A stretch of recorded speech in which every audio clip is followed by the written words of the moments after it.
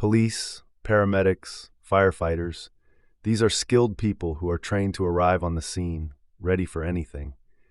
They are first responders.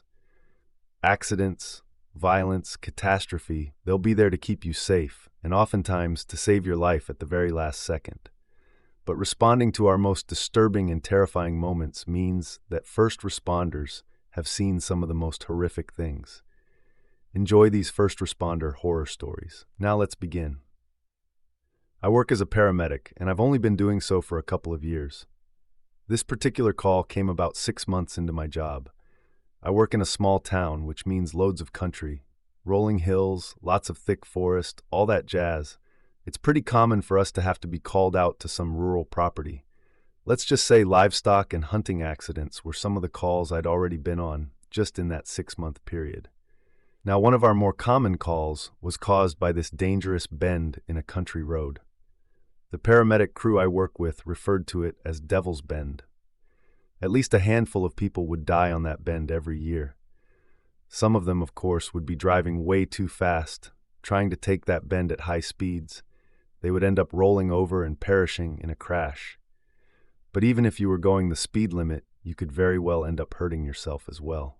Every time I had talked to a cop about that bend, I let them know that it would be a good idea to talk to someone in charge about changing the speed limit there. Whether or not people listened to it, that's beyond us. All one night, we were dispatched to that very bend. Someone had called 911, stating that they were badly hurt and that they had been in a rollover accident. Now, from what I heard, this person had called from within their car, but quickly passed out during the call, which was not a good sign. Me and my coworker got ready and headed over to the bend as quickly as I could, sirens blaring. If we didn't get there fast enough, this woman could be dead or in a coma. After a rough drive through these dark, winding country roads in the middle of the night, we make it to the bend. Finding an upside-down, tan-colored sedan in the ditch, we get out with our equipment, praying that we didn't have to call the fire department to get some jaws of life out here, which our emergency crew did not carry. Anything that prolonged this rescue would make things worse, obviously. I immediately noticed that the side windows on the vehicle had been blown out from the pressure of the crash. Avoiding the glass on the ground and in the grass, I carefully crouched down. Then, using a pocket flashlight, I look inside the vehicle. But the woman isn't there. Fantastic, I thought. This could mean several things. There was a chance the lady had been tossed from her car, and only thought she was still in it due to her head injury, which, because she passed out during the call, was pretty likely. Or she may have crawled out of the car. Either way, she wasn't there. I let my partner know. So we began to scour the woods and ditch around us in opposite directions to cover more ground. The two of us were both calling out our versions of 911, we're here to help. But for a while, we didn't get a response. The ditches were clear, and there didn't seem to be any signs of crawling or walking. No blood either, so that was good. There wasn't even blood in the car or on the windows, like I would have expected. Then again, she could have been bleeding internally. But I kept my mind focused on just finding her in the first place. I headed back toward the car and began to search the woods on my side from there. I called out again, 911, we're here to help. As I began to walk deeper into the woods, I finally got a response. It was a woman's voice. I'm here. Please help. I broke into a steady jog in the direction I heard the voice. I'm coming towards you. As I'm moving through the woods, having expected to already find the woman, the voice came again from an entirely different direction, now way off to my right instead of straight ahead of me. The voice had come from much nearer than that before. Maybe she was moving around. Maybe she was disoriented and tried to find me too, but ended up getting a bit more lost. Please stay where you are. I'll come to you. As I began debating whether or not to ask her to call out again, I was still pretty new on the job, and I was afraid that making her speak again could damage her throat or something. But she called out again anyway. I'm here. Please help. Now, instead of speeding up once more and heading in that direction, I stopped first. I felt my eyebrow raise on its own as I realized her voice had the same tone and inflection to it as before. It wasn't like she had spoken again. It was more like she had replayed what she had said. I figured maybe it was just the adrenaline, so I kept going toward the voice after a moment. As I got closer to it, my footsteps through the forest were drowned out by a loud sound coming from ahead of me. It was a heavy, dragging sound. It was quite moist and rough. God, I thought, I'm about to stumble upon this poor woman, dragging herself through the dirt to find me, bleeding out or something. I prepared myself to witness something disturbing, but as I continued on, I still did not find the woman. I continued going in the direction I'd last heard her, the direction of the dragging sound too, but I was going slower now. If I wasn't careful, I would get lost in the woods, and that would just make matters worse for everyone involved. I walk in a little further, and I finally spot something on the ground. I swallow hard, and I point my flashlight. There's a female, seems to be in her 30s, with blonde hair that's covered in twigs, leaves, and dirt. She's on her back, and she seems to be unconscious, but she's breathing. She's lying on the ground maybe 20 yards ahead of me. I can see her through the brush and trees. I break into a sprint, about to call out to my partner to come this way, because I found her. Then I suddenly stop. I'm here. Please help. The same call for help comes once again. Nothing different about it, save for a bit of a deeper voice coming from behind it, if that makes sense. It's a sound that scares me so bad that I'm too terrified to continue forward. I'm just staring at this poor woman, unconscious on the ground. I could reach her. I could save her like I'm supposed to, but I'm horrified. Just as I stood there, a coward, watching this woman in need, something yanks her away deeper into the forest, dragging her until I could not hear the dragging sounds anymore. With that, she was gone, and I was too scared to do anything about it. I back up instead of giving chase, chills running over my skin on every part of my body. I couldn't make sense of what was going on, and the most primal part of me was begging me to go back to the ambulance. I listened. I didn't have the strength to do anything else. Tell me what you will, but you don't know how scared I was. The voices stopped too. She doesn't call out again. That look of her being dragged away with her eyes closed on the ground was the last instance I had of that woman. Back at the ambulance, I quickly called up the police to tell them what happened. I told them everything that happened, everything that I saw, 100% honest. My partner heads back to the ambulance too, says he didn't find her, but he does find me with a wide-eyed expression. Soon the police arrive on the scene. They take my statement again in person now. After recording it, one of the officers states that to him it sounds like an animal attack, says that if a coyote or bear is hungry enough and they stumble upon a half-dead person, they wouldn't let the opportunity go to waste. While that's horrid, I wished it was as simple as that, because at least then there'd be a chance of finding her, maybe in time before she's devoured. But that does not explain away the voices. The voices that were both not coming from her, but were her voice at the same time. To this very day, that woman remains a missing person, and I still have vivid memory of hearing that last voice, that last call for help as I watched the woman on the ground, but the voice was coming from yards away. I work for my local fire department as a volunteer. When there's a call and they need another crew member, I'm always ready to lend a hand, and every other weekend I sleep at the fire department, lending my free time as on-call hours in case anything goes down. But the town we lived in was pretty quiet and peaceful. Not too big, but not really small either. We didn't get a lot of fires. Most of the stuff I reported to was first responder stuff, injuries caused in accidents on the road. An elderly man who got frozen inside his car one night. I don't honestly remember how he let that happen, but we had to tear the darn door off to get him out.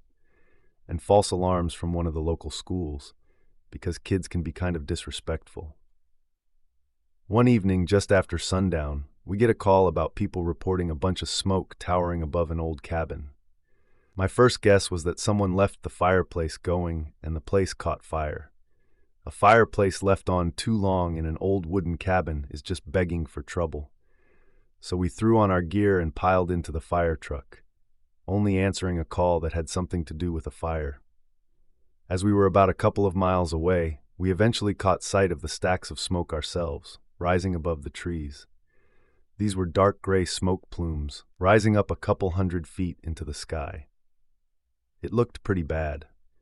I was expecting once we pulled up near the driveway, the place would be nothing more than ash. When we arrive at the cabin, though, turning past the thick trees and finally getting a view of the cabin itself, there's no smoke at all, and there's no fire. We didn't get out at first, as the cabin itself was entirely abandoned and in one piece. There was no trace of heat or burns or anything. We got out and carefully inspected the building from the outside from a safe distance. I even checked the sky again, trying to locate the massive amounts of smoke that we had somehow now lost. But there was no smoke in the sky at all anymore, and this cabin was perfectly normal. I remember looking at the chief and just shrugging. What are we going to do? I thought. He had one of the guys climb on top of the engine, getting as good a view as he could, trying to find any trace of smoke in the purple sky. But he climbed back down and gave us no smoke as far as the eye could see. We packed it in, deciding that before we headed back, we would drive around the area, making sure we didn't miss the proper location. We even called dispatch again, trying to make sure that we were given the right information. We were. Turns out, we did go to the right place. We were beginning to drive back to headquarters, thinking it may have been low-hanging clouds. Maybe someone was burning a fire in the nearby woods. But before we could make it very far at all, one of the guys tells us to stop. He points out the window, and lo and behold, there's a massive tower of smoke coming from somewhere in the direction of the cabin. I thought to myself, this doesn't make any sense. We do a U-turn and head back to the cabin. We watched that smoke carefully, making sure we were following it to the T. Sure enough, it led us right back to that dang cabin, and the moment we turned around that bend of trees, the smoke was gone, and we were met once again with that quiet cabin. Everything was as it should be. I scoured the skies myself and did not find a trace of smoke. That's when the chief sends Craig to the door of the house. Maybe we could get some information on what might be going on from the people who live there, or might be staying there at the time. But this was really just grasping for straws. There wasn't a car in the driveway, and more than likely no one was here. Well, when Craig goes up to the door and knocks once, he falls right on his back, collapsing. We run up to him, making sure that he's okay. He seemed to have just passed out. Maybe he got too hot in his gear, which can happen, but it doesn't happen very often, and Craig is quite an experienced firefighter. He's used to the heat of the gear and the weight of it. We drag him onto the grass away from the cabin door, and then he wakes up. He's disoriented and coughing a lung up. Once he clears his throat, he asks what's going on. We let him know that for a couple of seconds there he had just passed out on us. He says that all he remembers was opening the door to the cabin and seeing a sea of flames and black smoke filling his lungs. But we told him no, all he did was knock and fall over. He gets up again, coughing up yet another lung in the grass. He sounded like he just came out of a burning building. Once we make sure Craig is fine, we leave again. We're updating the police on what's going on, and I look back. The smoke is there again, rising above and leading directly to the cabin. This time, we don't go back. We just report it to the cops, let them know that something wasn't right, and we weren't sure what to do about it. The cops get reports from us and from neighbors of the cabin, but to this day nobody knows what was going on. It truly was bizarre, and it's definitely the weirdest experience I've had working as a firefighter.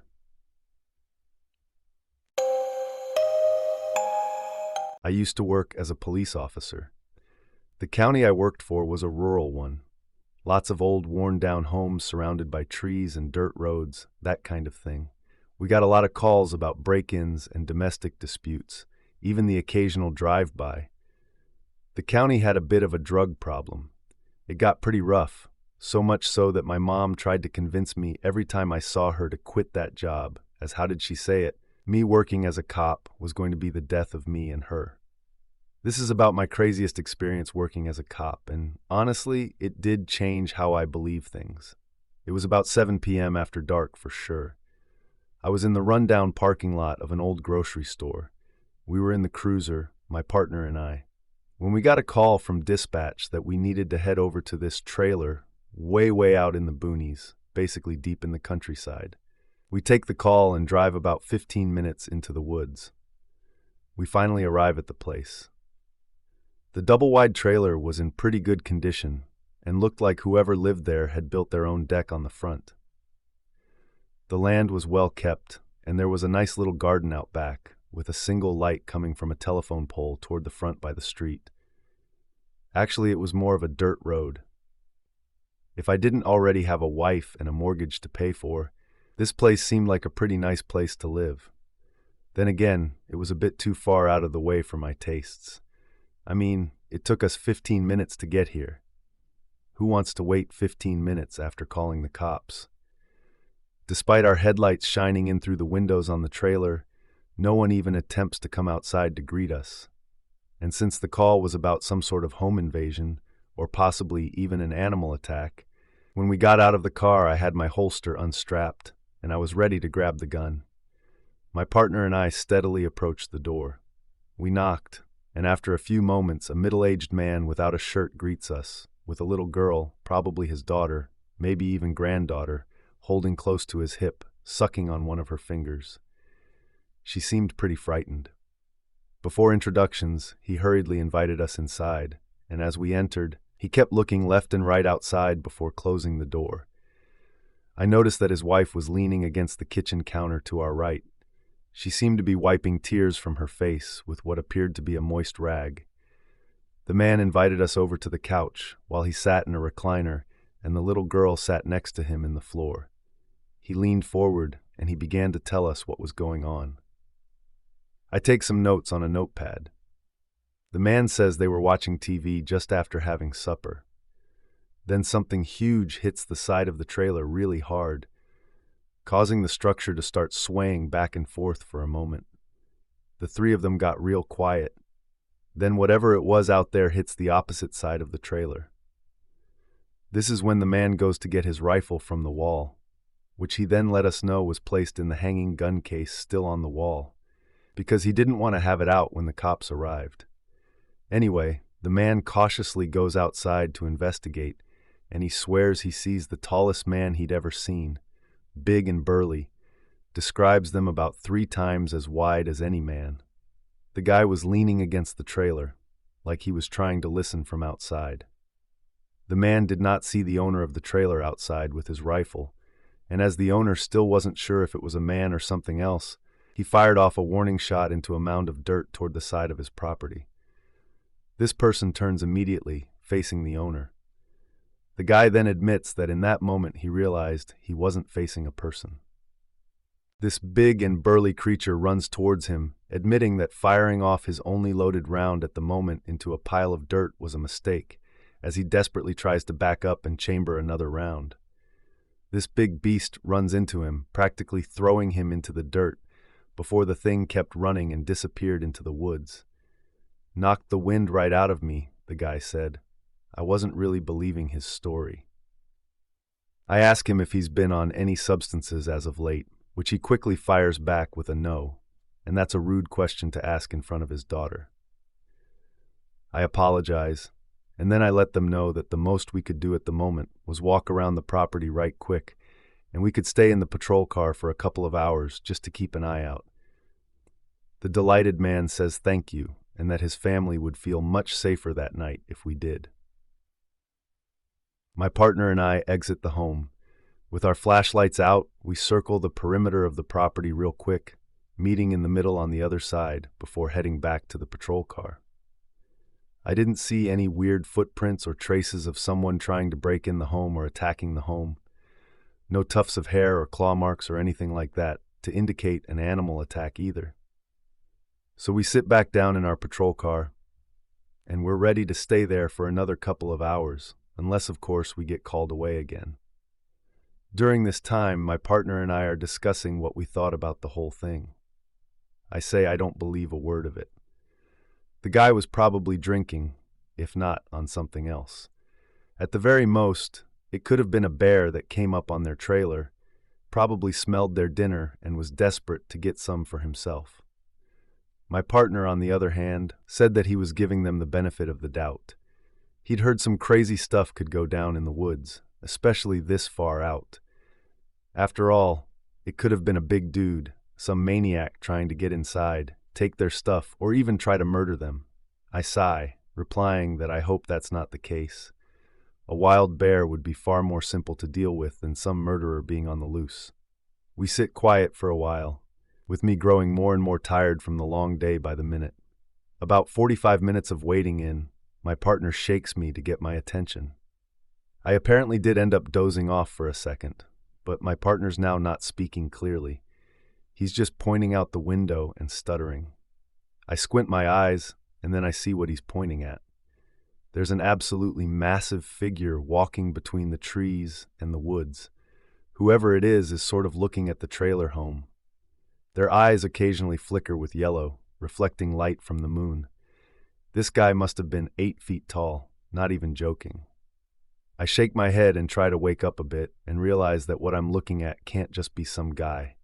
People don't get that big, and this thing is huge. He's big around as a couple of oak trees fused together, darker than that too.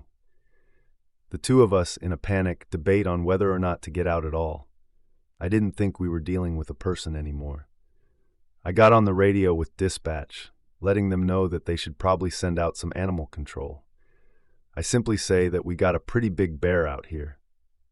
I know that was a lie, but I wasn't about to make myself sound crazy. I watched the creature stalk the woods back and forth. I'm sitting there praying in my head that it doesn't come out of those trees. Eventually it disappears back into the woods, and I think I literally sigh with relief. A few moments later, a massive head-sized rock hits my partner's window. We both curse, and he nearly climbs on top of me. Animal control eventually arrives, and I finally feel safe enough to leave the car. I tell the guys what we saw, and don't know if it's still out there either.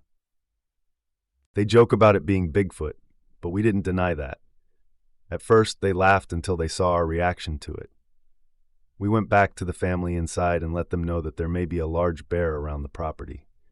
Animal control took over from there, and we reported back to the station. After this experience, honestly, I do believe that Bigfoot exists. In my mind, there's no mistake that we saw something that night that didn't match up with our current reality, something that wasn't human. I'm much more easy to believe people rather than accusing them of being on drugs. I was an EMT when I was younger. I worked in the Pacific Northwest and saw all sorts of disgusting things. I've pulled parts of people out of mangled cars. I've seen people die right in front of me, the light fade away from their eyes, so to speak. I've seen people live through things where they'd rather be dead. But the most unexplainable and bizarre thing I've ever experienced happened at an elderly woman's home in the middle of some upper-middle-class suburbs. This particular woman was apparently quite a nuisance, making her neighbors' lives a living hell, and was known to make false police reports, but somehow stayed out of jail. It might be because she needed a walker just to get from her bed to the window, where she loved to spy on her neighbors and shout at kids walking down the sidewalk. Apparently, she even had the cops called on her before, because she allegedly hit her poor elderly husband, who passed away not too long after these events. It was the husband who dialed 911 that day. When we arrived, we found the woman still, but only barely, breathing on the floor with her eyes wide open. She was staring straight up with a terrified expression. It looked like she was going to pass at any moment, looked as if she had had a heart attack. After placing an oxygen mask on her, she stopped breathing, and I began to perform CPR. But it was soon clear that she was gone, and we had to call it. My partner takes the husband out of the room and goes to prepare the stretcher. I am in the room alone with her. I am sitting there next to her on the floor when something I can't see just yanks and rips the oxygen mask off of her. I gasp, and then I swear to God I see this inhumanly thin hand fade into existence, squeeze her face, then yank hard. Instead of her body reacting to the force, something like a white sheet is pulled away from within her, before both the hand and this sheet disappear. That's when I realized I had stopped breathing myself, and I had had my back to the wall. I was horrified, and not entirely sure what I saw. We waited for a medical examiner to confirm the death, But since that day, I could not stop thinking about what I saw. I was sure that I saw death taking her.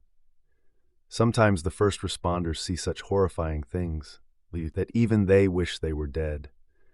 Or at the very least, the first responders themselves need some first responders. Or does that make them second responders? Good night. If you enjoyed this episode, be sure to like, share, comment, and subscribe, and we will see you in our next story.